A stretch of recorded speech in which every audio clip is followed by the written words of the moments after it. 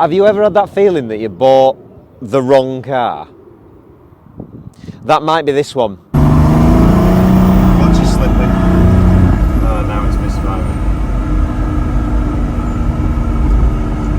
Oh yeah, well, that's it, game over. What do you mean? Have we actually broken down? Engine stopped. How do you... It sounds fine from where I'm sat. Come on now, please. Give me this good timing. Oh, is he going to make it? Am I going to make it? Oh, Yes. yeah! Wrong side of the road, but I'll take it. Easy. We're off the main road. I would say that is a fuel starvation issue. I'm going to try and bump it. Come on. Come on. Come on. No. You're better off coasting. We're moving faster in neutral. Come on. Come on, where? To the gate hole. But you know a farmer's going to come and yell at you. If it just puts the wheel down that hole, it will go. Come We on! can just push it. Yes! This has to be the first time I've ever broken down the 124. So this was meant to be a video about me showing you how you can reliably upgrade a W124 and basically just make it much better and run better. However, on the very, very short test drive before this video, we broke down. I think it's nothing too serious. I'm hoping it's just got no fuel in it. I thought the fuel gauge wasn't working, but the reality is I think that the person that I bought the car off drained every drop out of the tank of diesel and that's literally why it's broken down. However, let's jump backwards in time to the workshop where I first get this thing in and have a look at some of the concerns. This is a 124 that I've just purchased and my plan is to do some work on it, renovate it and make so much money I can retire. First of all, it's got a red body which is fantastic condition. However, the engine, not quite so good. It's been 606 converted by a customer of mine a few years ago and there's a couple of little issues. And one of the main issues was the 8mm injector pump that was fitted to it. The 8mm tend to be jerky and not drive too nice and they're a bit noisy and a bit knocky at idle and we don't like that because that's uncouth and it isn't the kind of thing you would expect from Mercedes. And a customer that would be wanting to pay 60 or 160,000 for this car is not going to want a noisy or knocky idle. So, first things first, that pump was taken off. Now, along the way, I wanted to check out the engine and make sure all the other bits inside are working as they should.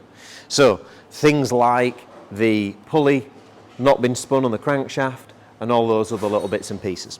So, I've taken out, so far, the glow plugs, and the reason why we've checked the glow plugs is that the glow plugs are an indication of whether the pre-chamber balls are damaged, because the pre-chambers will hit the glow plugs and give them a flat end. So they have been checked and they're all good. So that is a good start. So that's my first mortgage payment sorted. So then the next step is to check that the injectors are okay, because someone could have easily changed the glow plugs and the injectors could be still damaged, and that could have been why it was a bit smoky and knocky. But no, the injectors all check out good, which is really good. So while they're out, they're also going to be refurbished. So we're going to do new glow plugs, new injectors. The next thing is, while we've got that rocker cover top off, which we've done to get access to the injectors, we're going to have a look at the timing marking.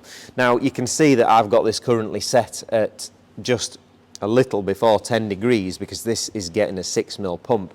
Now take note, ladies and gentlemen at home.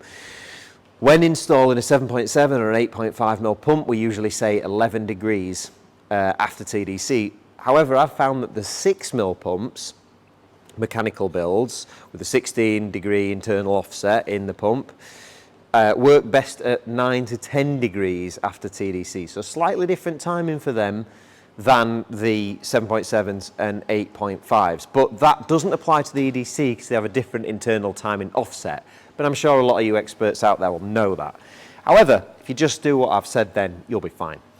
So the next thing that we need to consider is the turbo. So this is a nicely made in China turbo.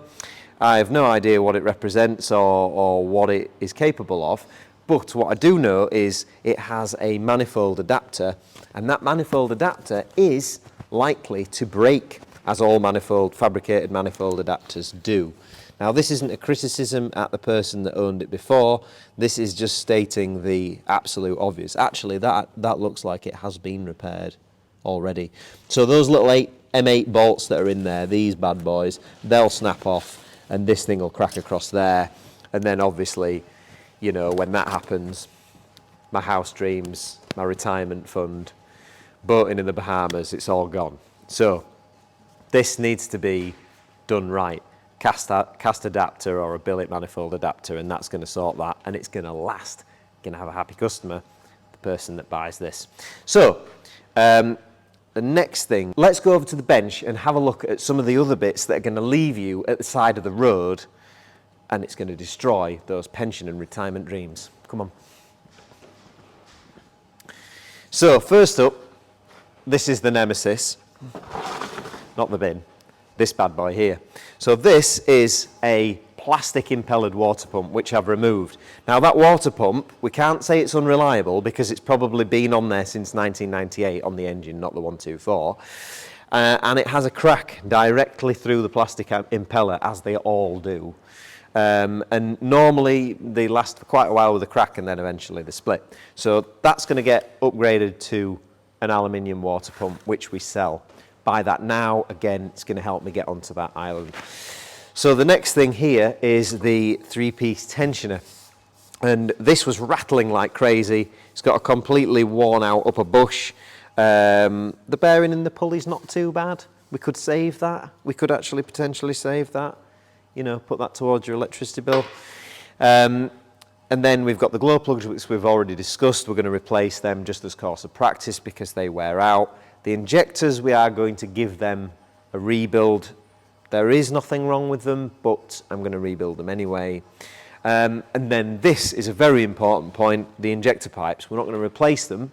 There's no problem with them, but the injector pipe clips, these little plastic things, have got broken lugs on them. When those plastic injector pipe clips break, it allows the entire pipe to shake with the harmonics of the engine and the injection cycle, and it causes the pipe to snap off at just above the nut, and then that will leave you at the side of the road, or it will leave that customer at the side of the road, and your premium business dreams will be in tatters. So now I'm going to get that upgraded pump, that 6mm pump that we're going to put on this to make it silk smooth. I'm going to get that done. I'm going to get some of these bits and pieces done. I'm going to get this engine back together, and we're going to get this car up for sale. Sound good? Right, it's the day 2 of fixing the 124.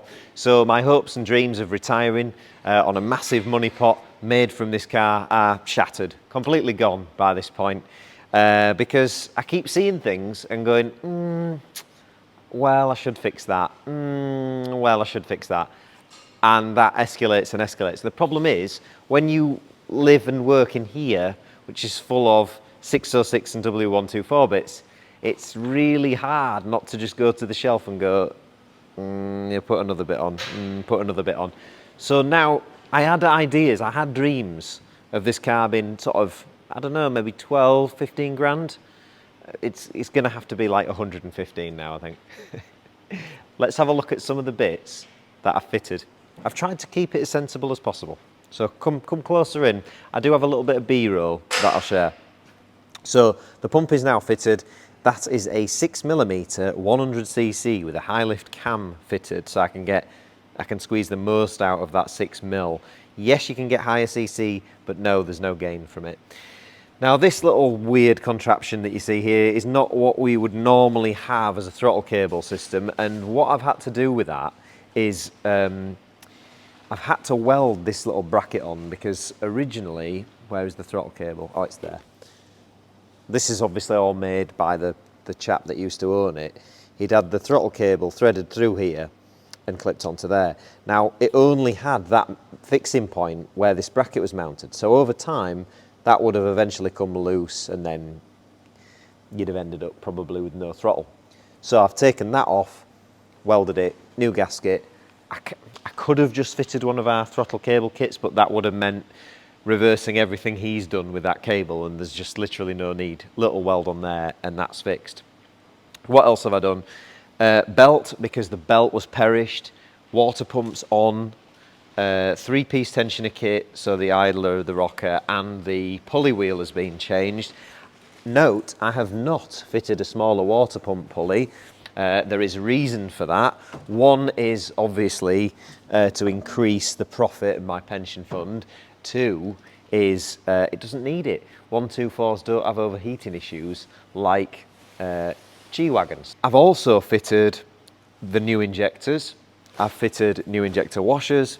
I've fitted new injector return pipes. Now these little babies, obviously I had to take off to take the rocker cover off, so I've replaced them because they would perish. The crank has been pinned because although this I'm aiming at a 300 horsepower setup, haven't yet decided on the turbo, but 300 horsepower setup, it's really, really cheap insurance to pin that crank.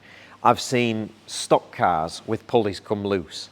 I've seen highly tuned cars with pulleys come loose. It doesn't really matter what it is. So just for the sake of the price of the kit, just buy it, drill the crank and pin it. It's just so easy to do and well worth doing, because it's not going to stop your rods getting bent. We've talked about this before, but what it will do is it'll stop the nose of the crank and your pulley getting destroyed if it comes loose. And the pulleys, when they used to be available from Mercedes, were 450 quid, and now they're not even available. So it could write your engine off completely for the sake of a crank pin. Next thing, I'm just piping up the fuel pump, and I was like, it had this monstrosity fitted, which is the original EDC fuel filter housing. Now they work okay, but they've got all plastic fittings, and I'm so used to not fitting these and fitting our billet ones. I was like, I just can't do it. So I'm not going to put that on. What I'm going to put on, I'm going to try and save some money. I'm going to fit this. So this is a 603 cast housing, and this pipe kit is the pipe kit that we use for the billet housing that we do. That pipe fitting is different because it's smaller, and the billet one we make bigger. And the reason why we make that inlet fitting bigger is because people on the internet said that it aids performance. It doesn't. It doesn't make any difference at all. But I did it because the internet says that it's better. Sometimes you have to just give the people what they want. So I'm going to fit this with a new fuel filter. You see what I'm saying? That profit's just going down and down and down and down and down. Saleability of the car's gone out the window. Nobody wants to buy it by this point. It'll run smooth though. It'll look nice while it's parked outside. People, when they come and they see this car, will go, well, he did do all the bits and pieces properly. Yeah. Right, I'm going to put more of this back together, and I'll see you when I've got the radiator and everything back in. When I changed the filter head, the remainder of diesel that I used to fill the filter, I actually put in the tank, and I think that was the entirety of probably the diesel in it. I think it potentially had 1 litre, and then I added another 3. Hello, cyclists.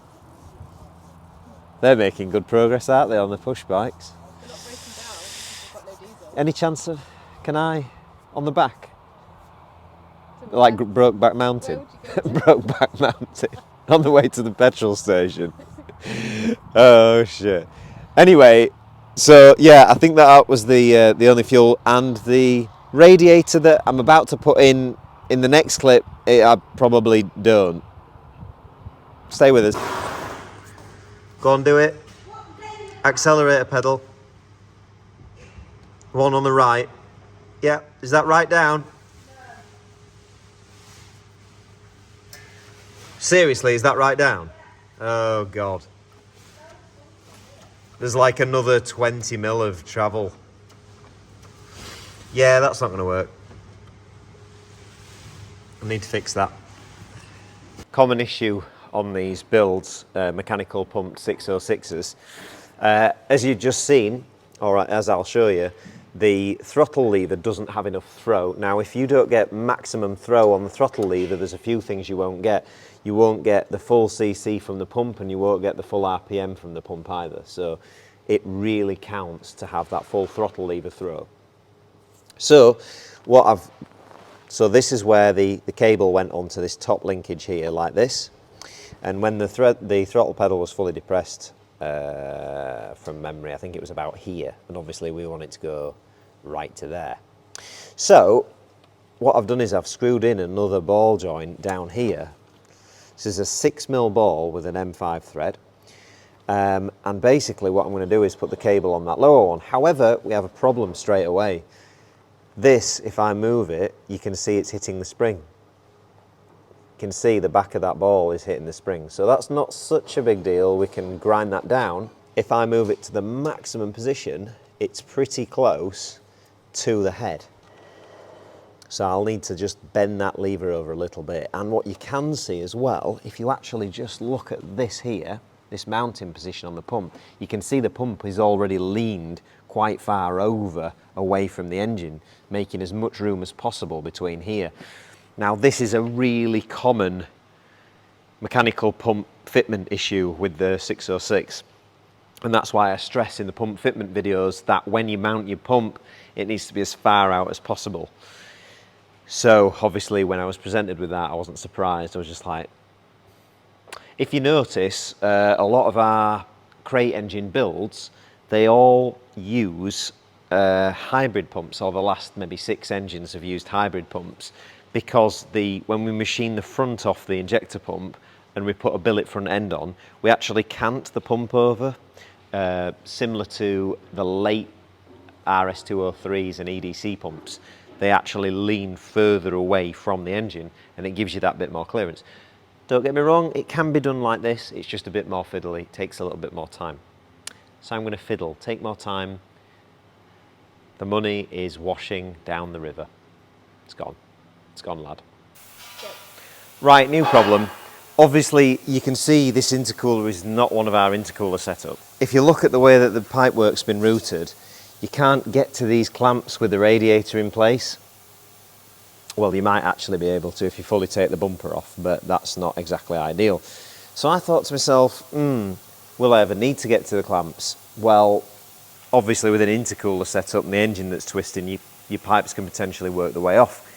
So I thought, well, I'll check, are the pipes swaged? So I put my hand in there. No, they're not. So that's a problem.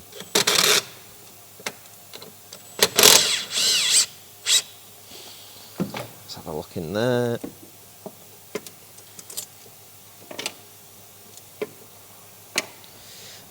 Nope, that would pop off immediately. No swaged end. Should we keep going and see if any of them are swaged? You would think, hopefully, that if that end wasn't swaged, that this end would be.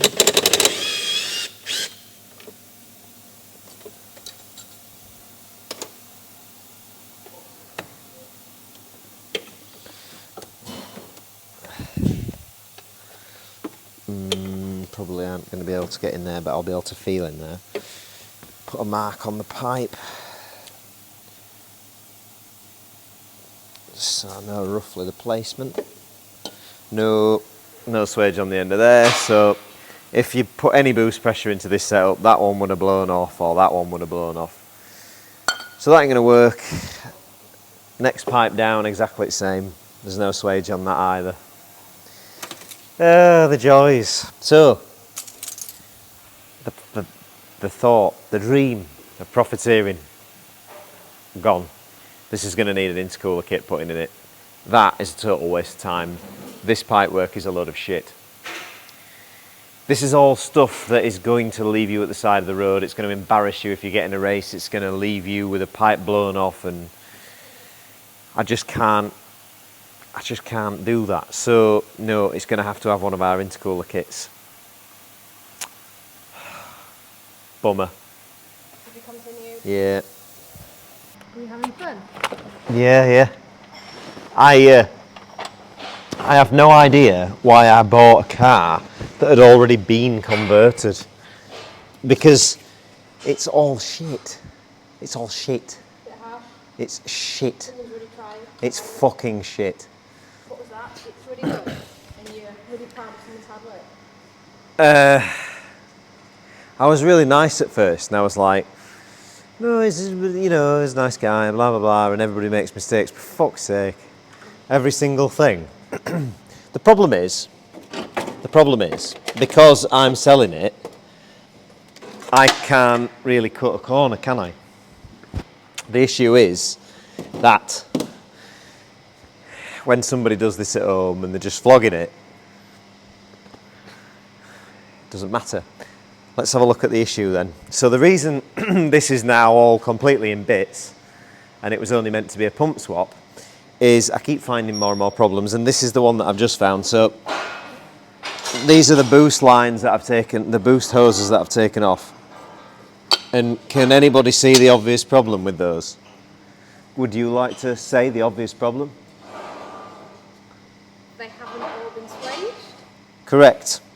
This one's been swaged and this one's been swaged. So that means that every one of these that hasn't been swaged, if this car had ever made any boost, ever, which it clearly hadn't, had it, let's be honest, it would have popped these bad boys off like that every single time.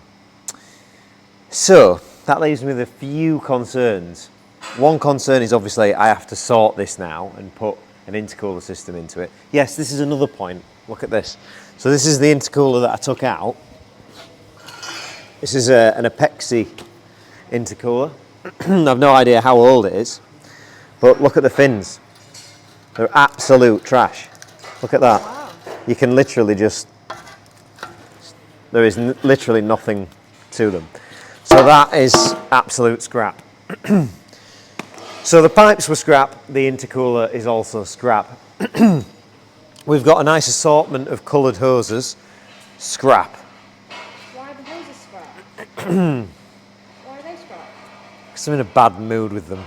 But they're hoses. They can't really go wrong. All right, I'll put them in the wash and I'll wash them. That'll be well worthwhile doing, won't it, rather than just getting a new one out. So what am I going to do? Well, this is also going to turn into an intercooler fitment video. So what I've done is, I've taken off the bumper, and if you're wondering how to take off the bumper, come over here, this is the bumper. You've got a fix in here, one here, two there. So these are M6s, these are M8s, one little M6 in the middle and two there. You can get to these in your wheel arch. These are usually seized, so don't expect them to come out easily. This has already been off, so this came off fairly easily. And then also expect, if you have a 124, that this area here will be rotten. This is a particularly good one, and it's not, but usually this is rotten off. So just look forward to that when you do it. Right, so what we're going to do is, we're going to install an intercooler kit. So what I've done is I've got the brackets out. So these are our intercooler brackets, and what they do is they go on here. You're probably best looking from that angle. Look. So you can see what the man's done who's done this conversion. He's already welded an L-shaped bracket in there, potentially to maybe put an intercooler in. And what you have to do is when you fit my brackets, you cut this bracket off altogether. So just completely trim that out the way. Completely trim this off as well. This rubber here that holds the radiator in, if it'll come out, that ends up going in my bracket in there like that. You just push that in there. And then, once you've trimmed all that off, you see this section, that section clamps the bar, the crash bar, and you put a hole straight through and you tighten that bolt up so it clamps it. And that's it. Your radiator sits on those points and the intercooler sits on here. Now we do these as a, you can buy 2 brackets kit and put your own intercooler in, or we have our own intercooler. And you can see our intercoolers powder coated. So the issue that they've had with that one, where the corrosion's got to it and ruined it, powder coated so that doesn't happen maybe it won't transfer as much heat as efficiently, but it won't fall apart like that one did. So this profit-making exercise of me buying this car to make a few quid, let's be honest, it's not anymore, is it? Well, I say it's not anymore. I mean, I think we're well past the not anymore. Let's get the intercooler fitted. I need it out of my workshop now. Positivity. Why don't we buy another ramp and we'll put it on a ramp with these two? We'll have it there, and then it can be just the evolution of things that I didn't finish because there was too many problems. Or we could just fit the intercooler. Yeah. Come on, chop chop. Choppy chop. You see where the drill bit is?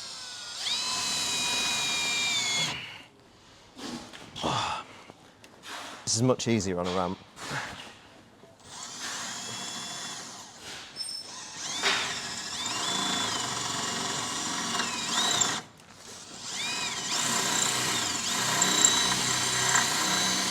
So you want to drill out the rivets, the spot welds. There's no rivets, never has been. And then, depending on which assembly line, there is sometimes a tack weld, which this one has, which is nice, which makes it harder. And you want to just get rid of these brackets altogether.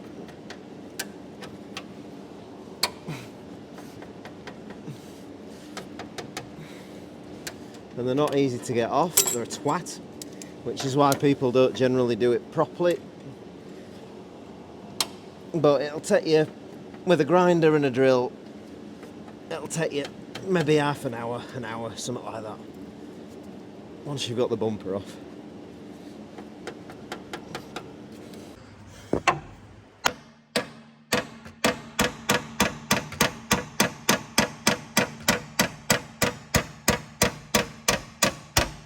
The radiator brackets have been completely chopped off now. Lots of swearing, hammering and smashing things, because it can only be described as a totally shit job. But it doesn't take very long. It's only like 5 or 10 minute job, but it is a shit job. So they're off, and you can see, look, what I've done is I've put some black paint on the back of the cross member and on the roll bar. It looks better from the front. You can see I've just put a little coat across there, and it's just to stop where I've ground it back, just to stop it corroding, that's all. I didn't have any red. Next bit is injector pipes, and the injector pipes I've had in the ultrasonic bath for probably a couple of hours, something like that. And one of the reasons I've done that is because inside the pipes, over time, you can get a build-up in the actual pipes, and then what happens is if you take them off and you have to tweak them and bend them a little bit, it can loosen the debris inside the pipe, and then that goes into the injector. And these are obviously rebuilt injectors, so we don't want to ruin them. But that is generally why people advise you not to bend an injector pipe. It's not generally a strength or a weakness thing. It's generally because of build-up inside that they don't want to free up and end up going into injectors. So there you go. So I'm going to put the injector pipes on there now. I've put the battery on charge because I've got a feeling the battery's no good, but surprise, surprise. And then I might start it up, see how it sounds. If these were dry, I like to put a dab of oil on them so that they don't gall the actual end of the ferrule. Now I did move the pump very slightly. I had to tilt it in towards the engine just to get the timing absolutely perfect. But it hasn't affected it. You can see the pipes have just gone on. And this is what you want to do. You want to pop them on finger tight. But I'll have probably been through this when it came to my pump install video, I would have thought. Before we tighten them, we'll put the clip on. So this is how I do it. I put, on these ones that come downhill, I put the bottom leg of the clip in first, like that. And the ones that come uphill, I put the top leg of the clip in first. That's in. Then I have my special blue screwdriver. And when I say special, it's just a flat blade that's quite blunt. It's quite old and big and blunt. And all I do is you put it under that ridge there, just give that a tap, and that's it, it's in. Don't try and struggle with them by hand. You'll be there for hours wasting your time. And that's it. It's as quick as that. And then once them clips are in, those pipes are sort of in position, then you can tighten them up. Don't want to be going mad. So to fit the intercooler, this is one of our intercooler kits, and it's actually nice and straightforward. You have to completely grind off the original radiator brackets, which you'll see in some of the B-roll clips. And then you get R2 stainless brackets, which basically clamp onto the front cross member. And to get them placed right, you literally put the rubbers in and sit the radiator in. The radiator that's in this car is a 300 diesel with air conditioning, so it's the widest and deepest that you could put in them. I don't have the part number. Oh, I do have the part number. The Nissan's part number is 62762A. There you go. Look, that's going to be helpful for you people.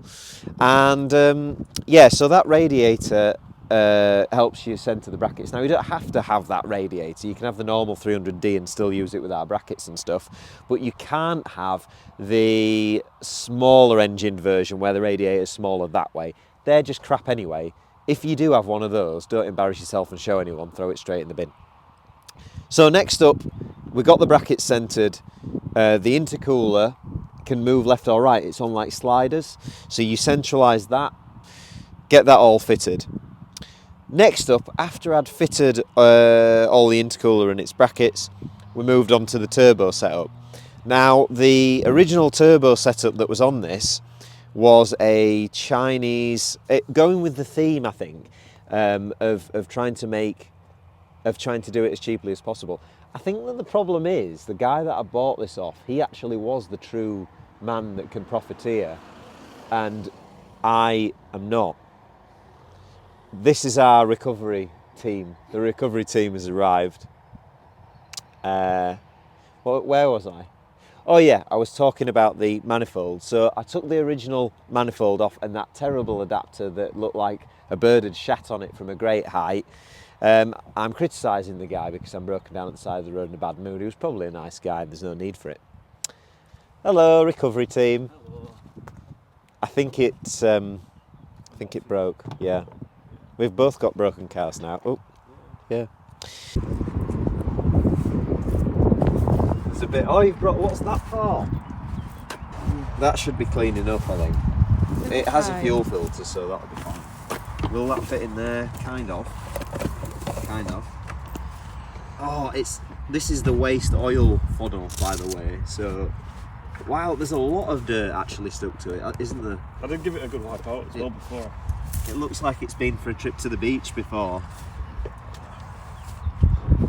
It'd be ruining that nice pump that you've just built. Right, shall we do it? Are you tipping or am I tipping? I'll let you tip. Okay. Yeah, you might need that to wipe your tears. Shut it down. Paint it all white. I know full well it's thanks.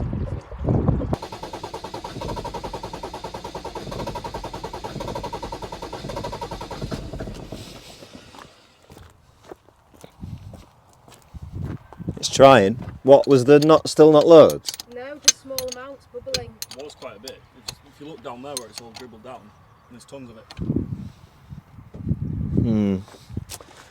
Will it go this time?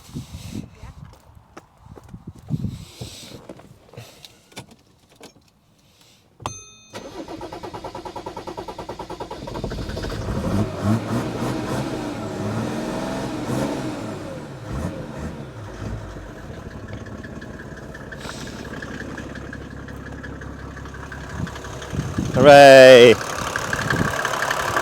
Put fuel in your 124 to avoid embarrassment.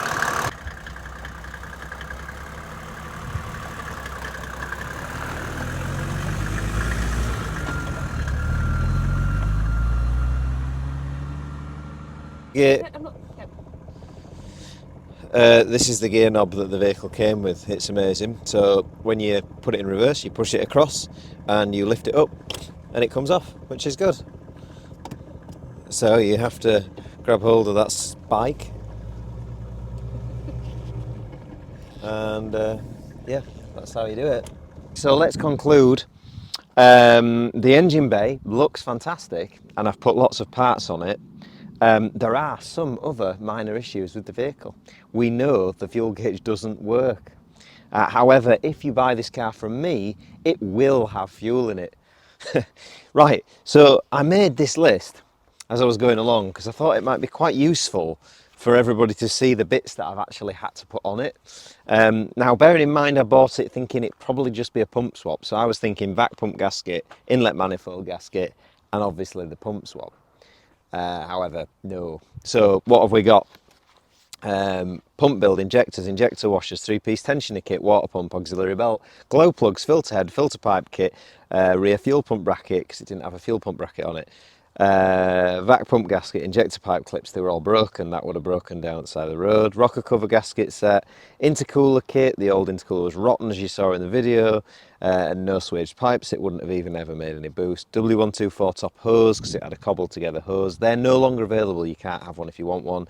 W124 engine mounts, HX30 turbo kit with stainless manifold, exhaust gasket bolt and odd lock kit, 3-inch V-band kit, turbo outlet flange, inlet gasket, fabricate the downpipe. Obviously we had to make this downpipe from scratch, which you can see in the sun, which looks all nice. We did make our own brackets for the oil cooler because originally the oil cooler was mounted down here and these holes were cut out for it. Now obviously the oil cooler on a 606 engine, the oil pump goes direct to the oil cooler, then to the filter housing. So if you burst your oil cooler, you will have no oil lubrication whatsoever. So brackets, crank pin as well, which I did. I had to replace the inlet manifold because he drilled it, and the inlet manifold's been replaced by one of our nice versions with our manifold inlet connection pipe, which you can see there, the billet one. So from an engine standpoint, it's a hell of a lot better. So let's talk about the costs. So I purchased the car for £6,000. I way overpaid. I should have paid about £3,000 for this, realistically. 606 engine, as we know, worth between 1,000 and 2,000 in just a used condition. That would have been fine. The body of the car was good, so yeah, give £1 or £2,000 for that. Because obviously that's all it was. Everything isn't working. It's not a perfect car, and that's the bits that cost. It's time that costs money. So the parts that I put on it, add them all up, and that doesn't include the pump build because the pump was one of our very, very old builds with 8mm diesel mechan elements in it. So we replaced that as a warranty repair, but we did add the anti-jerk, which was £250. The parts all came to £3,072 and 58. So we bought the car for £6,000. Parts so far £3,072. Labour. Now I put 50 hours labour into this car. Now I'm going to put my hourly rate at £100 an hour. Now there'll be some of you at home going, "Oh my God, are you joking?" Now let me just explain something. If you have a modern Land Rover and you take that to a Land Rover dealership, they are going to charge you £200 an hour. Those mechanics in that workshop, they're probably getting paid what, £12, £14 an hour.